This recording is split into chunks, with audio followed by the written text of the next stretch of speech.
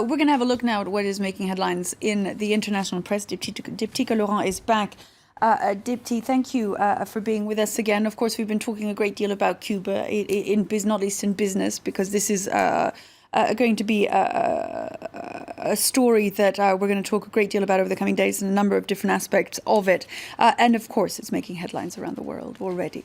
That's right. The international papers, also Cuban papers, which we'll get a look at in a moment. First of all, The Guardian, this article, a Berlin Wall moment. Obama's Berlin Wall moment brings Cuba and America in from the cold at last.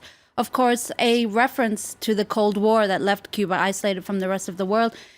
You see a similar sort of Cold War analogy from the Miami Herald as well, which is pretty much, it's all that the Miami Herald's talking about. That's Obama's visit in Cuba.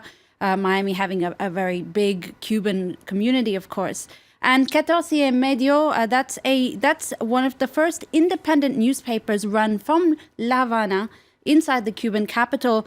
Even they're running with, obviously, Barack Obama's historic visit to Havana. Now, I want to take a look at Gramma, which is the official newspaper of the Cuban Communist paper. It's interesting. Times have changed now because you see that on their article there's a photo of the Obama family in Havana. That's from the Gramma, which is actually the Cuban official paper. There you are.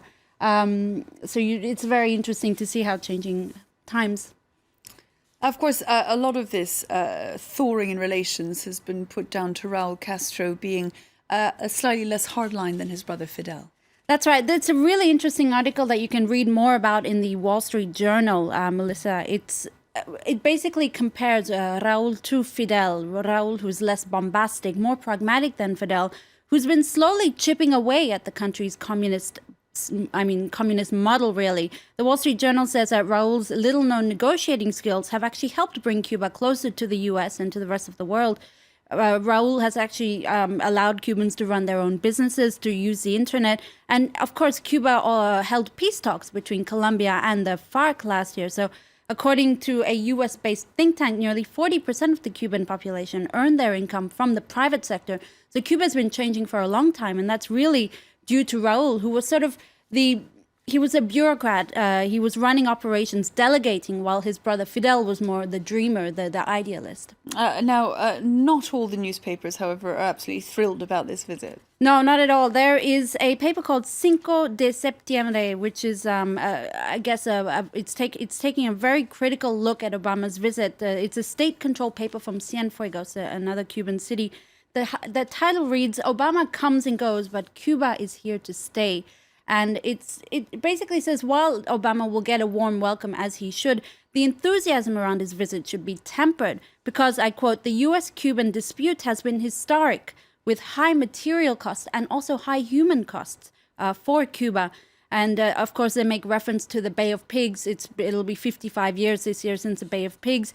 The papers remaining firm, really, that all future Cuban relations will be discussed on Cuban stage and Cuban stage only. Now, the other big story is, of course, the arrest on Friday of Salah Abdeslam, alive, Diptyque. His arrest, though, has revived tensions between Belgium and France. That's right. It's actually Le Soir. It's a really, it's the front page of Le Soir, the Belgian paper this morning. The not so cordial agreement, that's a headline. Of course, there were tensions about the way that Belgian authorities led their search for Abdeslam, including the fact that he was actually allowed to cross into Belgium just days after the Paris attacks, despite being stopped. So the paper is really critical about what it calls Belgium bashing. One French MP has said that Belgium is responsible for the 130 victims of the Paris attacks. So very strong words from that French deputy.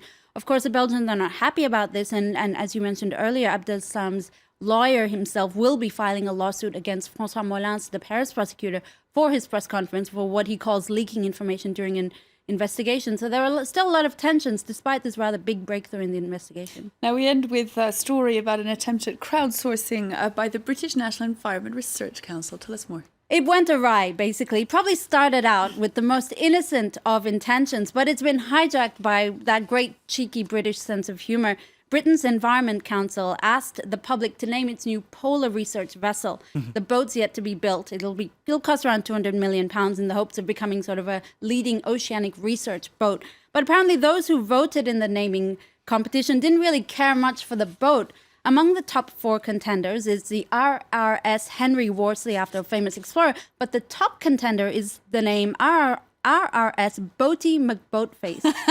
It's a fantastic story. And the good news is that wisely, the council still reserves the right to choose a final name. But it must be noted that other names in the proverbial hat were also RRS Usain Boat and RRS Thanks for All the Fish. You didn't mention Ice Ice Baby. And Ice Buddy. Boaty McBoatface remains my favourite. Thank you very much indeed, Diptyque Laurent, with a look there at the International Press, 26 minutes past 9. A quick break and the headlines in just a moment.